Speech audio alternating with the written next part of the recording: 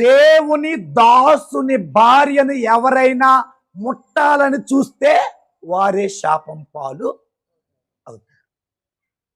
అబ్రహాము విశ్వాసం కలిగిన వ్యక్తి, అబ్రహాము దేవునికి విధేయత చూపిన వ్యక్తి, అబ్రహాము దేవుడు చెప్పినట్టుగా ఐగుప్తు దేశం కానాను దేశానికి బయలుదేరినటువంటి వ్యక్తి. ఈ క్రమంలో ప్రాణ భయం చేత భార్యతో చెప్పమన్నాడు, చెల్లి అని చెప్పమన్నాడు. కానీ దేవునికి తెలుసు తన దాసుడిని, తన దాసుడు భార్యని, తన కుటుంబాన్ని ఎలా కాపాడుకోవాలో దేవుడికి బాగా తెలుసు. తన దాసుడు భార్య మీద చెయ్యి వేయబోయాడు ఫరో రాజు. అప్పుడు దేవుడు అంటాడు, ఫరో, నా దాసుడు అబ్రహాము భార్య మీద చెయ్యి వెయ్యమాక, అందుకే నీ కుటుంబం రోగాలు పాలు అయ్యింది.